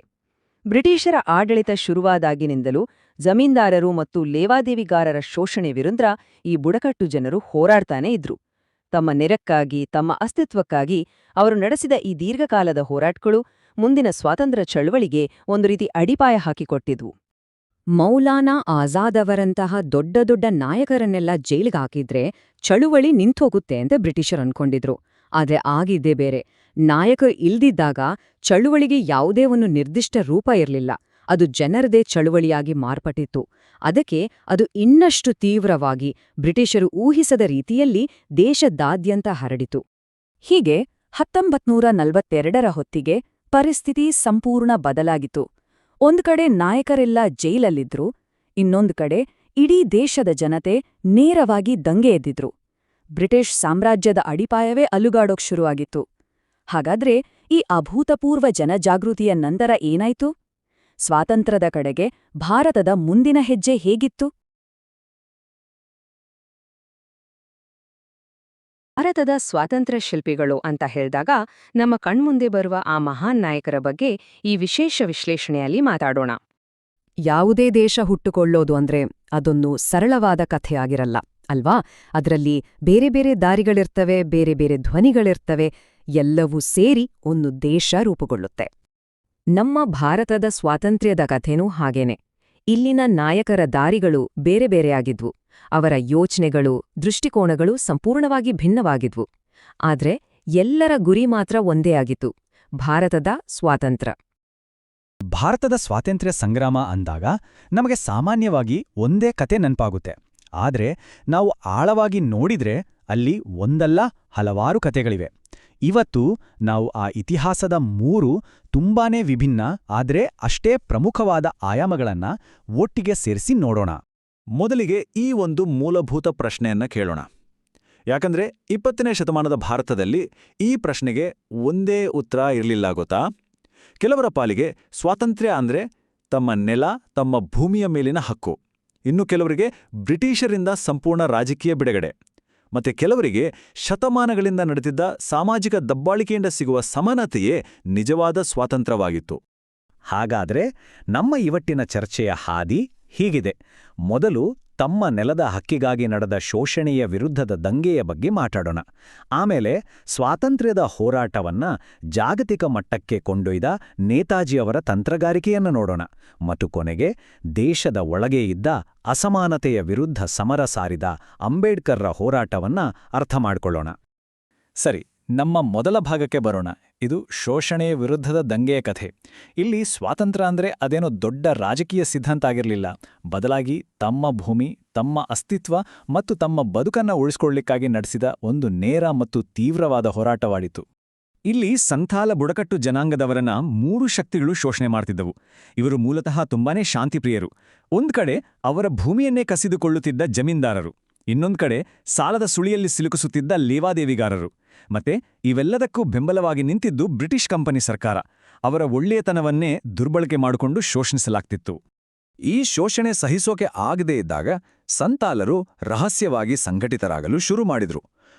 ನೋಡ್ತಿದ್ದಂತೆ ಅವರ ಹೋರಾಟ ಬಾರ್ಹಾತ್, ಬಾಗಲ್ಪುರ್ ಮತ್ತು ರಾಜ್ಮಹಲ್ನಂತಹ ಕಡೆಗಳಲ್ಲಿ ಬಹಿರಂಗ ದಂಗೆಯಾಗಿ ಸ್ಫೋಟಿಸಿತು. ಇದನ್ನ ಹತ್ತಿಕ್ಕಲು ಬ್ರಿಟಿಷರು ತಮ್ಮ ಇಡೀ ಸೈನ್ಯವನ್ನೇ ಕಳುಹಿಸಿದ್ರು. ದಂಗೆಯನ್ನ ಕ್ರೂರವಾಗಿ ದಮನ ಮಾಡಿದ್ರು. ಅದು ಹೊತ್ತಿಸಿದ ಕಿಡಿ ಇದೆಯಲ್ಲ, ಅದು ಮುಂದೆ ನಡೆದ ಎಷ್ಟೋ ಸ್ವಾತಂತ್ರ್ಯ ಹೋರಾಟಗಳಿಗೆ ದೊಡ್ಡ ಸ್ಫೂರ್ತಿಯಾಯಿತು. ಓಕೆ, ಈಗ ನಮ್ಮ 2ನೇ ಆಧಾರ ಸ್ತಂಭಕ್ಕೆ ಬರೋಣ. ಇಲ್ಲಿ ಹೋರಾಟ ಭಾರತದ ಗಡಿಗಳನ್ನ ದಾಟಿ ಇಡೀ ಜಗತ್ತನ್ನೇ ಒಂದು ರಣರಂಗವಾಗಿ ನೋಡಿತು. ಇದು ನೇತಾಜಿ ಸುಭಾಷ್ ಚಂದ್ರ ಬೋಸ್ ಅವರ ದಿಟ್ಟ ತಂತ್ರಗಾರಿಕೆ. ಇಲ್ಲಿ ಒಂದು ತುಂಬಾನೇ ಇಂಟ್ರೆಸ್ಟಿಂಗ್ ವಿಷಯವನ್ನ ನಾವು ಗಮನಿಸಬೇಕು. ಸ್ವಾತಂತ್ರ್ಯ ಪಡೆಯೋದು ಹೇಗೆ ಅನ್ನೋದರ ಬಗ್ಗೆ 2 ಸ್ಪಷ್ಟವಾದ ಬೇರೆ ಬೇರೆ ದೃಷ್ಟಿಕೋನಗಳಿದ್ವು. ಒಂದು ಕಡೆ ಗಾಂಧೀಜಿಯವರು ಅಹಿಂಸಾತ್ಮಕ ಹೋರಾಟದಲ್ಲಿ ನಂಬಿಕೆ ಇಟ್ಟಿದ್ರು. ಆದರೆ ಬೋಸ್ ಅವ್ರದು ಕಠಿಣ ನಿಲುವು. ಅವರ ಪ್ರಕಾರ ಬ್ರಿಟಿಷರನ್ನ ಸೋಲಿಸಬೇಕು ಅಂದ್ರೆ ಅವರ ಶತ್ರುಗಳ ಜೊತೆ ಸೇರಿ ಸಶಸ್ತ್ರ ಹೋರಾಟವನ್ನೇ ಮಾಡಬೇಕು ಅನ್ನೋದು ದೃಢವಾದ ನಂಬಿಕೆಯಾಗಿತ್ತು. ಬೋಸ್ ಅವರ ದೇಶಭಕ್ತಿ ಎಷ್ಟು ಮಟ್ಟಿಗಿತ್ತು ಅಂದ್ರೆ ಯೋಚನೆ ಮಾಡಿ, ಆ ಕಾಲದ ಅತ್ಯಂತ ಪ್ರತಿಷ್ಠಿತ ಇಂಡಿಯನ್ ಸಿವಿಲ್ ಸರ್ವಿಸ್ ಪರೀಕ್ಷೆಯಲ್ಲಿ 4ನೇ ರ್ಯಾಂಕ್ ಗಳಿಸಿದ್ರು. ಆದರೆ ಬ್ರಿಟಿಷರ ಕೈಕೆಳಗೆ ನಾನು ಕೆಲಸ ಮಾಡಲ್ಲ ಅಂತ ಹೇಳಿ ಆ ದೊಡ್ಡ ಹುದ್ದೆಗೆ ರಾಜೀನಾಮೆ ಕೊಟ್ಟು ಸ್ವಾತಂತ್ರ್ಯ ಸಂಗ್ರಾಮಕ್ಕೆ ಧುಮುಕಿದ್ರು. ಅವರ ಈ ಸಿದ್ಧಾಂತಗಳು ಕಾಂಗ್ರೆಸ್ನೊಳಗೆ ಸಹಜವಾಗಿಯೇ ಸಂಘರ್ಷಕ್ಕೆ ಕಾರಣವಾದವು. ಗಾಂಧೀಜಿಯವರ ಅಭ್ಯರ್ಥಿಯನ್ನೇ ಸೋಲಿಸಿ 1939ರಲ್ಲಿ ಕಾಂಗ್ರೆಸ್ ಅಧ್ಯಕ್ಷರಾಗಿ ಆಯ್ಕೆಯಾದರು. ಆದರೆ ಅವರ ಕೆಲಸದ ವೈಖರಿಗೆ ವಿರೋಧ ವ್ಯಕ್ತವಾದಾಗ ಅವರು ಅಧ್ಯಕ್ಷ ಸ್ಥಾನಕ್ಕೆ ರಾಜೀನಾಮೆ ಕೊಟ್ಟು ತಮ್ಮದೇ ಆದ ಫಾರ್ವರ್ಡ್ ಬ್ಲಾಕ್ ಪಕ್ಷವನ್ನ ಸ್ಥಾಪಿಸಿ ತಮ್ಮದೇ ದಾರಿಯಲ್ಲಿ ಸಾಗಿದ್ರು. ಬ್ರಿಟಿಷರು ಅವರನ್ನ ಕಲ್ಕತ್ತಾದಲ್ಲಿ ಗೃಹ ಬಂಧನದಲ್ಲಿ ಇಟ್ಟಿದ್ರು. ಆದರೆ ಬೋಸ್ ಅಲ್ಲಿಂದ ಅದ್ಭುತವಾಗಿ ತಪ್ಪಿಸ್ಕೊಂಡು ಜರ್ಮನಿ ಮತ್ತು ಜಪಾನ್ಗೆ ಪ್ರಯಾಣ ಬೆಳೆಸಿದ್ರು. ಅವರ ತಂತ್ರ ಸಿಂಪಲ್ ಆಗಿತ್ತು. 2ನೇ ಮಹಾಯುದ್ಧದಲ್ಲಿ ಬ್ರಿಟನ್ನ ಶತ್ರುಗಳೇ ಭಾರತದ ಮಿತ್ರರು. ಜಪಾನಿಯರ ಕರಿಗೆ ಸಿಕ್ಕ ಸುಮಾರು 40,000 ಭಾರತೀಯ ಯುದ್ಧ ಕೈದಿಗಳನ್ನು ಒಟ್ಟು ಸೇರಿಸಿ ಅವರು ಆಜಾದ್ ಹಿಂದ್ ಫೌಜ್ ಅಥವಾ ಭಾರತೀಯ ರಾಷ್ಟ್ರೀಯ ಸೇನೆಯನ್ನ ಕಟ್ಟಿದರು. ಇದು ಕೇವಲ ಒಂದು ಸೇನೆ ಆಗಿರಲಿಲ್ಲ. ಇದು ಸ್ವತಂತ್ರ ಭಾರತದ ಕನಸನ್ನು ಹೊತ್ತಿದ್ದ ಒಂದು ಸಶಸ್ತ್ರ ಪಡೆಯಾಗಿತ್ತು. ಆ ಸೈನಿಕರಿಗೆ ಅವರು ಕೊಟ್ಟ ಸ್ಫೂರ್ತಿದಾಯಕ ಕರೆ ಏನಾಗಿತ್ತು ಅಂದ್ರೆ, ದೆಹಲಿ ಚಲೋ ಅಂದ್ರೆ ದೆಹಲಿಯತ್ತ ನುಗ್ಗಿ ಕೆಂಪುಕೋಟೆ ಮೇಲೆ ನಮ್ಮ ತ್ರಿವರ್ಣ ಧ್ವಜವನ್ನ ಹಾರಿಸಬೇಕು ಅಂತ. ಮತ್ತು ಇದು ಅವರ ಅತ್ಯಂತ ಪ್ರಸಿದ್ಧ ಮತ್ತು ಶಕ್ತಿಯುತ ಮಾತು, ತುಮ್ ಮುಜೆ ಖೂನ್ ದೋ ಮೈ ತುಮೆ ಆಜಾದಿ ದುಂಗಾ. ನೀವು ನನಗೆ ರಕ್ತ ಕೊಡಿ, ನಾನು ನಿಮಗೆ ಸ್ವಾತಂತ್ರ್ಯವನ್ನು ಕೊಡುತ್ತೇನೆ ಅಂತ ಅವರು ಗರ್ಜಿಸಿದರು. ಇದು ಬರೀ ಒಂದು ಘೋಷಣೆ ಅಲ್ಲ, ಇದು ಸಂಪೂರ್ಣ ಬಲಿದಾನ ಕಾಡಿ ಕೊಟ್ಟ ಕರೆಯಾಗಿತ್ತು. ಬೋಸ್ ಅವರ ಇಡೀ ಸಿದ್ಧಾಂತದ ಸಾರಾಂಶವೇ ಆ ಒಂದು ಕರೆಯಲ್ಲಿತ್ತು.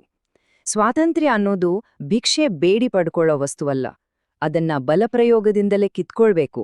ಅದಕ್ಕೋಸ್ಕರ ಎಂಥ ತ್ಯಾಗಕ್ಕೂ ಸಿದ್ಧ ಇರಬೇಕು ಅನ್ನೋದು ಅವರ ಸ್ಪಷ್ಟ ನಿಲುವಾಗಿತ್ತು. ಇದೇ ಯೋಚನೆಯಿಂದ ಅವರು ಮಾಡಿದ್ದೇನು ಗೊತ್ತಾ? 2ನೇ ಮಹಾಯುದ್ಧ ನಡೆಯುತ್ತಿತ್ತು. ಆ ಸಮಯದಲ್ಲಿ ಜಪಾನ್ನಲ್ಲಿದ್ದ ಮತ್ತೊಬ್ಬ ಕ್ರಾಂತಿಕಾರಿ Ras Bihari Bose Indian National Army ಅಥವಾ INAಯನ್ನು ಸ್ಥಾಪಿಸಿದ್ರು. ಆ ಸೇನೆಯ ನಾಯಕತ್ವವನ್ನ ಸುಭಾಷ್ ಚಂದ್ರ ಬೋಸ್ ವಹಿಸ್ಕೊಳ್ತಾರೆ. ಅಂದ್ರೆ ಭಾರತವನ್ನ ಸ್ವತಂತ್ರಗೊಳಿಸೋಕೆ ವಿದೇಶಿ ನೆಲದಲ್ಲಿ ಒಂದು ಸೇನೆಯನ್ನೇ ಕಟ್ಟಿದ್ರು. ದಿಲ್ಲಿ ಚಲೋ ಈ ಒಂದು ಘೋಷಣೆ ಇಡೀ ದೇಶವನ್ನೇ ಹುರಿದುಂಬಿಸಿತು. ರಂಗೂನಿನಿಂದ ನೇರವಾಗಿ ಭಾರತದ ರಾಜಧಾನಿ ದೆಹಲಿಯನ್ನ ವಶಪಡಿಸಿಕೊಳ್ಳೋದು ಬೋಸ್ ಅವರ ದೊಡ್ಡ ಪ್ಲಾನ್ ಆಗಿತ್ತು. ಇದು ಕೇವಲ ಒಂದು ಯುದ್ಧದ ಘೋಷಣೆಯಾಗಿರಲಿಲ್ಲ, ಬದಲಿಗೆ ಪ್ರತಿಯೊಬ್ಬ ಭಾರತೀಯನ ಎದೆಯಲ್ಲೂ ಸ್ವಾತಂತ್ರ್ಯದ ಕಿಚ್ಚು ಹೊತ್ತಿಸುವ ಒಂದು ಮಂತ್ರವಾಗಿತ್ತು. ಬರ್ಮಾ ಗಡಿಯಿಂದ ಶುರುವಾದ ಈ ಹೋರಾಟದಲ್ಲಿ ಸಾವಿರಾರು ಸೈನಿಕರು ದೆಹಲಿಯತ್ತ ಹೆಜ್ಜೆ ಹಾಕಿದ್ರು. ಆದ್ರೆ ಇದರಲ್ಲೊಂದು ತುಂಬಾನೇ ವಿಶೇಷವಾದ ಸಂಗತಿಯಿತು. ಅದು ಕ್ಯಾಪ್ಟನ್ ಲಕ್ಷ್ಮೀ ಸೆಹಗಲ್ ಅವರ ನೇತೃತ್ವದ ರಾಣಿ ಆಫ್ ಝಾನ್ಸಿ ರೆಜಿಮೆಂಟ್. ಸಂಪೂರ್ಣವಾಗಿ ಮಹಿಳೆಯರೇ ಇದ್ದ ಒಂದು ಸೈನಿಕ ದಳ. ಬಹುಶಃ ಏಷ್ಯಾದಲ್ಲೇ ಮೊದಲ ಮಹಿಳಾ ಸೈನಿಕ ದಳಗಳಲ್ಲಿ ಇದೂ ಒಂದು. ಮಹಿಳೆಯರು ಬರೀ ಮನೆಗೆ ಸೀಮಿತ ಅಲ್ಲ, ಅವರು ಯುದ್ಧ ಭೂಮಿಯಲ್ಲೂ ಹೋರಾಡಬಲ್ಲರು ಅಂತ ಇಡೀ ಜಗತ್ತಿಗೆ ತೋರಿಸ್ಕೊಟ್ರು. ಆದ್ರೆ ಈ ಮಹತ್ವಾಕಾಂಕ್ಷೆಯ ಹೋರಾಟ ಯಶಸ್ವಿಯಾಗ್ಲಿಲ್ಲ. ಹವಾಮಾನ ಸರಿಯಿರಲಿಲ್ಲ, ಸಂಪನ್ಮೂಲಗಳ ಕೊರತೆ, ಹೀಗೆ ಹಲವು ಕಾರಣಗಳಿಂದ ಮುನ್ನಡೆ ನಿಂತೋಯ್ತು. ದುರಂತ ಅಂದ್ರೆ ಇದೇ ಸಮಯದಲ್ಲಿ ಬೋಸ್ ಅವರು ವಿಮಾನ ಅಪಘಾತದಲ್ಲಿ ನಿಧನರಾದ್ರು ಮತ್ತು ಸೈನಿಕರನ್ನು ಬ್ರಿಟಿಷರು ಬಂಧಿಸಿದ್ರು. ಹೀಗೆ ಈ ಹೋರಾಟ ದುರಂತವಾಗಿ ಕೊನೆಗೊಂಡ್ರು. ಐಎನ್ಎಯ ಧೈರ್ಯ, ಅವರ ಹೋರಾಟ ಭಾರತೀಯರ ಮನಸ್ಸಿನಲ್ಲಿ ಸ್ವಾಭಿಮಾನದ ಕಿಚ್ಚನ್ನು ಮಾತ್ರ 100ರಷ್ಟು ಹೆಚ್ಚಿಸಿತು. ಇದು ಸರಿ, ಈಗ ನಾವು ಮೂರನೇ ಮತ್ತು ಅಷ್ಟೇ ಪ್ರಮುಖವಾದ ಆಯಾಮಕ್ಕೆ ಬರೋಣ. ಈ ಹೋರಾಟ ಹೊರಗಿನ ಬ್ರಿಟಿಷ್ ಶತ್ರುಗಳ ವಿರುದ್ಧ ಮಾತ್ರ ಇರಲಿಲ್ಲ. ಇದು ದೇಶದೊಳಗೆ ಸಾವಿರಾರು ವರ್ಷಗಳಿಂದ ಬೇರೂರಿದ್ದ ಸಾಮಾಜಿಕ ಅನ್ಯಾಯದ ವಿರುದ್ಧದ ಹೋರಾಟವಾಗಿತ್ತು. ಇದು ಬಿ.ಆರ್. ಅಂಬೇಡ್ಕರ್ ಅವರ ಹೋರಾಟ. ಅಂಬೇಡ್ಕರ್ ಅವರ ದೃಷ್ಟಿ ತುಂಬಾನೇ ಸ್ಪಷ್ಟವಾಗಿತ್ತು. ಅವರ ಪ್ರಕಾರ ಬ್ರಿಟಿಷರಿಂದ ರಾಜಕೀಯ ಸ್ವಾತಂತ್ರ್ಯ ಸಿಕ್ಕರೆ ಮಾತ್ರ ಸಾಲದು, ಸಾಮಾಜಿಕವಾಗಿ ಮತ್ತು ಆರ್ಥಿಕವಾಗಿ ಸಮಾನತೆ ಇಲ್ಲದೆ ಹೋದ್ರೆ ಆ ಸ್ವಾತಂತ್ರ್ಯಕ್ಕೆ ಯಾವ ಅರ್ಥವೂ ಇರೋದಿಲ್ಲ. ಅಂಬೇಡ್ಕರ್ ಅವರ ಪ್ರಕಾರ ಭಾರತದ ನಿಜವಾದ ಶತ್ರು ಬ್ರಿಟಿಷರಿಗಿಂತ ಹೆಚ್ಚಾಗಿ ಇಲ್ಲಿನ ಜಾತಿ ವ್ಯವಸ್ಥೆಯಾಗಿತ್ತು. ಈ ವ್ಯವಸ್ಥೆಯಲ್ಲಿ ಕಟ್ಟಕಡೆಯ ವ್ಯಕ್ತಿಗೂ ಸಮಾನ ಹಕ್ಕುಗಳು ಸಿಗುವವರೆಗೂ ದೇಶಕ್ಕೆ ಸಿಗುವ ರಾಜಕೀಯ ಸ್ವಾತಂತ್ರ್ಯವು ಕೆಲವೇ ಮೇಲ್ವರ್ಗದವರಿಗೆ ಮಾತ್ರ ಸೀಮಿತವಾಗುತ್ತೆ. ಉಳಿದವರಿಗೆ ಅದು ಕೈಗೆ ಸಿಗದ ಹಣ್ಣು ಅಷ್ಟೇ. ಇದು ಅವರ ಖಚಿತವಾದ ವಾದವಾಗಿತ್ತು. ಈ ಅನ್ಯಾಯದ ವಿರುದ್ಧ ಅವರ ಹೋರಾಟ ಒಂದೇ ದಿಕ್ಕಿನಲ್ಲಿ ಇರಲಿಲ್ಲ. ಸಾರ್ವಜನಿಕ ಕೆರೆಯಲ್ಲಿ ನೀರು ಸೇದುವ ಹಕ್ಕಿಗಾಗಿ ಮಹಾಡ್ ಸತ್ಯಾಗ್ರಹ ನಡೆಸಿದರು. ದೇವಾಲಯ ಪ್ರವೇಶಕ್ಕಾಗಿ ಕಾಲಾರಾಮ್ ಚಳುವಳಿಯನ್ನ ಮಾಡಿದರು. ಇದೇ ಸಮಯದಲ್ಲಿ ಲಂಡನ್ನಲ್ಲಿ ನಡೆದ 3 ದುಂಡುಮೇಜಿನ ಸಮ್ಮೇಳನಗಳಲ್ಲಿ ದಮನಿತರ ಧ್ವನಿಯಾಗಿ ಭಾಗವಹಿಸಿ ರಾಜಕೀಯವಾಗಿಯೂ ತಮ್ಮ ಹೋರಾಟವನ್ನ ಅವರು ಮುಂದುವರೆಸಿದರು. ಅಂಬೇಡ್ಕರ್ ಅವರ ವಾದ ತುಂಬಾನೇ ಸ್ಪಷ್ಟವಾಗಿತ್ತು ನೋಡಿ. 100 ವರ್ಷಗಳಿಂದ ಜಾತಿ ವ್ಯವಸ್ಥೆಯ ಕಾರಣಕ್ಕೆ ತುಳಿತಕ್ಕೊಳಗಾದ ಕೋಟ್ಯಾಂತರ ಜನರಿದ್ದಾರೆ. ಅವರಿಗೆ ಬ್ರಿಟಿಷರು ದೇಶ ಬಿಟ್ಟು ಹೋದ್ರೆ ಮಾತ್ರ ಸಾಕ? ಅದು ನಿಜವಾದ ಸ್ವಾತಂತ್ರ್ಯ ಆಗತ್ತಾ? ಖಂಡಿತ ಇಲ್ಲ. ಅವರಿಗೆ ಮೊದಲು ಬೇಕಾಗಿರೋದು ಸಾಮಾಜಿಕ ಸಮಾನತೆ ಮತ್ತು ಗೌರವಯುತವಾದ ಜೀವನ. ಈ ಯೋಚನೆಯನ್ನ ನಿಜ ಮಾಡೋಕೆ ಅವರು ಬರೀ ಭಾಷಣ ಮಾಡಿ ಕೂರ್ಲಿಲ್ಲ, ನೇರವಾಗಿ ಕಳಕ್ಕಿಳಿದ್ರು. ಮಹಾಡ್ ಕೆರೆಯ ನೀರು ಮುಟ್ಟಿ ಸಾರ್ವಜನಿಕ ಸ್ಥಳಗಳು ಎಲ್ಲರಿಗೂ ಸೇರಿದ್ದು ಅಂತ ತೋರ್ಸ್ಕೊಟ್ರು. ಕಾಲಾರಾಮ್ ದೇವಾಲಯ ಪ್ರವೇಶದಂತಹ ಚಳುವಳಿಗಳ ಮೂಲಕ ಜಾತಿ ವ್ಯವಸ್ಥೆಯ ಬೇರುಗಳನ್ನೇ ಅಲುಗಾಡಿಸಿದ್ರು. ಮೂಲಭೂತ ಮಾನವ ಹಕ್ಕುಗಳಿಗಾಗಿ ಅವರು ನಡೆಸಿದ ಹೋರಾಟ ಅದು. ಆದ್ರೆ ಈ ಹೋರಾಟದ ದಾರಿಯಲ್ಲಿ ಗಾಂಧೀಜಿಯವರ ಜೊತೆ ಅವರಿಗೆ ಒಂದು ದೊಡ್ಡ ಭಿನ್ನಾಭಿಪ್ರಾಯ ಮೂಡುತ್ತೆ. ದಲಿತರಿಗೆ ರಾಜಕೀಯವಾಗಿ ನ್ಯಾಯ ಸಿಗಬೇಕ ಅಂದ್ರೆ ಅವರಿಗೆ ಪ್ರತ್ಯೇಕ ಮತಕ್ಷೇತ್ರಗಳು ಬೇಕೇ ಬೇಕು ಅನ್ನೋದು ಅಂಬೇಡ್ಕರ್ ಅವರ ವಾದವಾಗಿತ್ತು. ಆದ್ರೆ ಗಾಂಧೀಜಿಯವರಿಗೆ ಇದರಿಂದ ಹಿಂದೂ ಸಮಾಜ ಶಾಶ್ವತವಾಗಿ ಒಡೆದುಹೋಗುತ್ತೆ ಅನ್ನೋ ಭಯ ಇತ್ತು. ಈ 2 ದೊಡ್ಡ ನಾಯಕರ ನಡುವಿನ ಈ ಸೈದ್ಧಾಂತಿಕ ಸಂಘರ್ಷ ಅಂದಿನ ರಾಜಕೀಯದಲ್ಲಿ ದೊಡ್ಡ ಬಿರುಗಾಳಿಯನ್ನೇ ಎಬ್ಬಿಸಿತ್ತು. ಅವರ ಹೋರಾಟಗಳಲ್ಲೇ ಅತ್ಯಂತ ದೊಡ್ಡ ಮತ್ತು ಇವತ್ತಿಗೂ ನಮ್ಮನ್ನ ಮುನ್ನಡೆಸ್ತಿರುವ ಕೊಡುಗೆ ಅಂದ್ರೆ ಅದು ಭಾರತದ ಸಂವಿಧಾನ. ಸಂವಿಧಾನದ ಕರಡು ಸಮಿತಿಯ ಅಧ್ಯಕ್ಷರಾಗಿ ಅವರು ಸಮಾನತೆ, ನ್ಯಾಯ ಮತ್ತು ಸಹೋದರತೆಯನ್ನ ನಮ್ಮ ದೇಶದ ಕಾನೂನಿನ ಮೂಲಾಧಾರವನ್ನಾಗಿ ಮಾಡಿದ್ರು. ಅಸ್ಪೃಶ್ಯತೆ ಅನ್ನೋ ಅನಿಷ್ಟ ಪದ್ಧತಿಯನ್ನ ಕಾನೂನಿನ ಮೂಲಕವೇ ಅಪರಾಧ ಅಂತ ಘೋಷಿಸಿ ನಿಜವಾದ ಸಾಮಾಜಿಕ ಕ್ರಾಂತಿಗೆ ಮುನ್ನುಡಿ ಬರೆದ್ರು. ಈ ಟೇಬಲ್ ನಾವು ಮಾತಾಡಿದ್ನೆಲ್ಲ ಎಷ್ಟು ಚೆನ್ನಾಗಿ ಸಾರಾಂಶ ಮಾಡುತ್ತೆ. ಸಂಥಾಲರಿಗೆ ಸ್ವಾತಂತ್ರ್ಯ ಅಂದ್ರೆ ಆರ್ಥಿಕ ಶೋಷಣೆಯಿಂದ ಮುಕ್ತಿ. ಬೋಸ್ ಅವರಿಗೆ ಅದು ಬ್ರಿಟಿಷ್ ಸಾಮ್ರಾಜ್ಯದಿಂದ ಸಂಪೂರ್ಣ ರಾಜಕೀಯ ಬಿಡುಗಡೆ. ಮತ್ತು ಅಂಬೇಡ್ಕರ್ ಅವರಿಗೆ ನಿಜವಾದ ಸ್ವಾತಂತ್ರ್ಯ ಅಂದ್ರೆ ಆಂತರಿಕ ಜಾತಿ ವ್ಯವಸ್ಥೆಯನ್ನೇ ನಾಶ ಮಾಡಿ ಸಾಮಾಜಿಕ ಸಮಾನತೆಯನ್ನ ಸ್ಥಾಪಿಸೋದು. ಇಲ್ಲಿ ನಾವು ಅರ್ಥ ಮಾಡಿಕೊಳ್ಬೇಕಾದ ಅತ್ಯಂತ ಪ್ರಮುಖ ವಿಷಯ ಏನಂದ್ರೆ, ಇವುಗಳು ಬೇರೆ ಬೇರೆ ಸಮಯದಲ್ಲಿ ನಡೆದ ಪ್ರತ್ಯೇಕ ಹೋರಾಟಗಳಲ್ಲ. ಇವೆಲ್ಲವೂ ಹೆಚ್ಚು ಕಡಿಮೆ ಒಂದೇ ಕಾಲಘಟ್ಟದಲ್ಲಿ ನಡೀತಿದ್ವು, ಒಂದಕ್ಕೊಂದು ಹೆಣೆದುಕೊಂಡಿದ್ವು ಮತ್ತು ಕೆಲವು ಸಲ ಪರಸ್ಪರ ಸಂಘರ್ಷವನ್ನು ಹೊಂದಿದ್ವು. ಇದೇ ನೋಡಿ ಭಾರತದ ಸ್ವಾತಂತ್ರ್ಯ ಸಂಗ್ರಾಮದ ನಿಜವಾದ ಸಂಕೀರ್ಣತೆ ಮತ್ತು ಶ್ರೀಮಂತಿಕೆ. ಹಾಗಾದ್ರೆ ಕೊನೆಯದಾಗಿ ಒಂದು ಯೋಚನೆಗೆ ಹಚ್ಚುವ ಪ್ರಶ್ನೆ: ರಾಜಕೀಯ ಸ್ವಾತಂತ್ರ್ಯ ಅನ್ನೋದು ಈ ದೊಡ್ಡ ಒಗ್ಗಟ್ಟಿನ ಒಂದು ಭಾಗ ಮಾತ್ರವೇ ಆಗಿದ್ರೆ, ಆರ್ಥಿಕ ಮತ್ತು ಸಾಮಾಜಿಕ ಸ್ವಾತಂತ್ರ್ಯಕ್ಕಾಗಿನ ಹೋರಾಟ ಇವತ್ತಿಗೂ ನಡೀತಾನೆ ಇರುವಾಗ ಯಾವುದೇ ದೇಶದ ಸ್ವಾತಂತ್ರ್ಯದ ಪಯಣಕ್ಕೆ ನಿಜವಾಗಿ ಒಂದು ಅಂತ್ಯ ಅನ್ನೋದಿದೆಯಾ? ಯೋಚಿಸಬೇಕಾದ ವಿಷಯ ಅಲ್ವಾ? ಸರಿ, ರಾಜಕೀಯ ಸ್ವಾತಂತ್ರ್ಯ ಸಿಕ್ತು, ಸಾಮಾಜಿಕ ಸಮಾನತೆಗೆ ಒಂದು ಕಾನೂನಿನ ಚೌಕಟ್ಟು ಕೂಡ ಬಂತು. ಆದ್ರೆ ಮುಂದೇನು? ಹರಿದು ಹಂಚಿ ಹೋಗಿದ್ದ ಒಂದು ದೇಶವನ್ನ ಒಗ್ಗೂಡಿಸ್ಬೇಕು, ಅದನ್ನ ಒಂದು ಆಧುನಿಕ ರಾಷ್ಟ್ರವನ್ನಾಗಿ ಕಟ್ಟಬೇಕು. ಇದೊಂದು ಸಣ್ಣ ಸವಾಲಾಗಿರ್ಲಿಲ್ಲ. ಈ ದೊಡ್ಡ ಜವಾಬ್ದಾರಿಯನ್ನ ಹೊತ್ತವರೇ ಭಾರತದ ಮೊದಲ ಪ್ರಧಾನಮಂತ್ರಿ ಜವಾಹರ್ಲಾಲ್ ನೆಹರು. ನೆಹರು ಅವರು ಸ್ವಾತಂತ್ರ್ಯ ಹೋರಾಟದಲ್ಲಿ ಮೊದಲಿನಿಂದಲೂ ಸಕ್ರಿಯರಾಗಿದ್ದವರು. ಪೂರ್ಣ ಸ್ವರಾಜ್ಯ ಅಂದ್ರೆ ಸಂಪೂರ್ಣ ಸ್ವಾತಂತ್ರ್ಯವೇ ನಮ್ಮ ಗುರಿ ಅಂತ ಘೋಷಿಸಿ ಯುವ ಜನಾಂಗಕ್ಕೆ ಸ್ಫೂರ್ತಿಯಾಗಿದ್ರು. ದೇಶಕ್ಕೆ ಸ್ವಾತಂತ್ರ್ಯ ಬಂದ ಮೇಲೆ ಆ ಹೊಸ ರಾಷ್ಟ್ರದ ಚುಕ್ಕಾಣಿ ಹಿಡಿದು ಅದಕ್ಕೆ ಒಂದು ದಿಕ್ಕು ತೋರಿಸ್ಬೇಕಾದ ಅತಿ ದೊಡ್ಡ ಜವಾಬ್ದಾರಿ ಅವರ ಮೇಲಿಟ್ಟು. ಪ್ರಧಾನಮಂತ್ರಿಯಾದ ಮೇಲೆ ಅವರು ಭಾರತದ ಭವಿಷ್ಯ ಹೇಗಿರಬೇಕು ಅನ್ನೋದಕ್ಕೆ ಒಂದು ಕ್ಲಿಯರ್ ಆದ ಬ್ಲೂ ಪ್ರಿಂಟ್ ಕೊಟ್ಟರು. ಆಗ ಜಗತ್ತು 2 ಬಣಗಳಾಗಿ ಒಡೆದೋಗಿತು. ಆದ್ರೆ ನಾವು ಯಾರ ಪರವೂ ಇಲ್ಲ, ಯಾರ ವಿರೋಧವೂ ಇಲ್ಲ ಅಂತ ಅಲಿಪ್ತ ನೀತಿಯನ್ನ ಜಾರಿಗೆ ತಂದ್ರು. ದೇಶದ ಆರ್ಥಿಕತೆಗಾಗಿ ಮಿಶ್ರ ಆರ್ಥಿಕತೆಯ ದಾರಿಯನ್ನ ಹಿಡಿದ್ರು. ಅವರ ಫೋಕಸ್ ತುಂಬಾನೇ ಕ್ಲಿಯರ್ ಆಗಿತ್ತು. ಮೊದಲನೇ ಕೆಲ್ಸ, 100 ಚಿಕ್ಕಪುಟ್ಟ ಸಂಸ್ಥಾನಗಳಾಗಿ ಹಂಚಿ ಹೋಗಿದ್ದ ಭಾರತವನ್ನ ಒಂದೇ ದೇಶವನ್ನಾಗಿ ಮಾಡೋದು. ಎರಡನೇದು, ಆಡಳಿತ ಸುಲಭವಾಗ್ಲಿ ಅಂತ ಭಾಷೆಗಳ ಆಧಾರದ ಮೇಲೆ ರಾಜ್ಯಗಳನ್ನ ರಚಿಸೋದು.